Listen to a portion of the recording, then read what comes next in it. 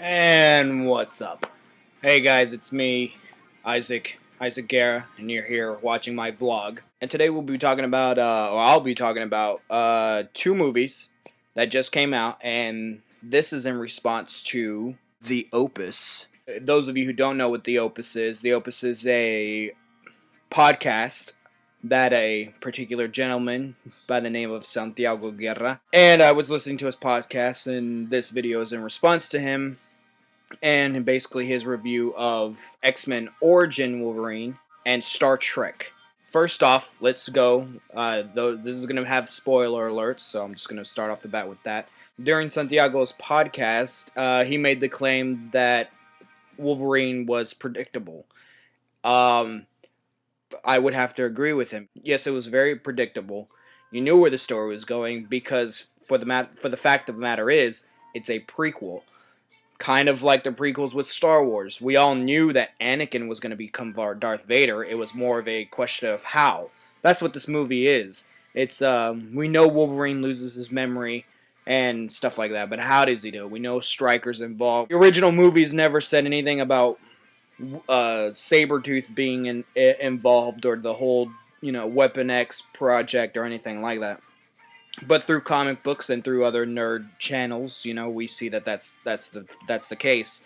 I guess I could kind of see where he's thinking, where he could see how plotline develops, and maybe that's what can the studios do to really shock you. Another thing I want to bring out is that it is an X-Men movie, and but it's an origin movie of Wolverine. They introduce all these characters that we've been dying to see, like Gambit, the Blob, Agent Zero, Deadpool, whoever the hell Will.I.Am character was. I mean, that was purely to get,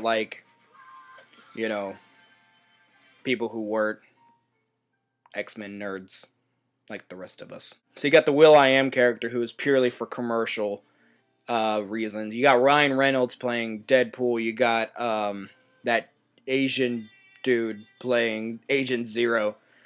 You even had the kid from Lost, who played, Gadget Guy, Light Bulb Dude. But, of course, they introduce all these characters, but the story isn't about all these people he interacts. The story is about Wolverine. So the movie Wolverine introduced a bunch of characters, but it wasn't about those characters and developing plot lines for them. Because for the studio, that means making movies for each one. I don't know if y'all have seen news reports that they're making a Deadpool movie. Spoiler alert. Deadpool lives in the movie. He doesn't die. If you stayed to the very end of the credits, supposedly there are 4 different endings for the movie. One of the endings happens to be Deadpool still alive. Go figure. What does that tell you? X-Men Origins Deadpool. So you've got X-Men Origin Deadpool, you've got X-Men Origin Magneto, you got X-Men Origin Creepy Eyes guy, you got X-Men. I guarantee you they'll probably make one about Scott. Another thing that I agree with Santiago about, there is no consistency between all these movies. It's like they didn't care, and you could blame the directors, you can't blame the actors because they're just reading what's off the script. You could blame the directors, you could blame the studios, but the person I think you should blame the most is Stan Lee and the Marvel Comics, because they should be proud of what they originally created, and seeing this trash, I mean, not so much trash, but seeing this blasphemous story being played on the big screen. Because in all seriousness, it doesn't matter about the different universes and parallel universes in the X-Men series. Masses are going to side with what was presented on the silver screen. Whatever us nerds believe on these comic books, and reading from the original cartoon or watching from the original cartoons, that's all kind of irrelevant, but not in a bad way. I mean, it's not irrelevant to us, but it's irrelevant to the masses and to what common people are gonna believe. And I guess we shouldn't really care what common people believe, but that's just the way it is. Basically, it's a lack of respect from the studio, a lack of respect from the creators to the fans. Because if it wasn't for us, if it wasn't for those people who read the comic books and watched the original cartoon, and went to see the movie expecting to see what we all grew up with or what we all learned to love, it was a slap to the face, and I agree that, you know, you blame the studio or blame Marvel. That's pretty much the all the gist that I have to complain about with Wolverine. Moving on to Star Trek. This isn't a prequel, and I want to stress that Star Trek by J.J. Abrams is not a prequel. It is actually a sequel to the original series. And the reason why I say that is because you need to watch the movie. I know you're probably like, oh, how is that a sequel, you know, when they're all like younger than what they were? Yes, there is time travel involved. Usually when time travel's involved, it's never pretty. This is the first movie that does time travel right. That does time travel correctly and very respectfully. The movie's just straight up phenomenal, and I recommend everyone to go see it.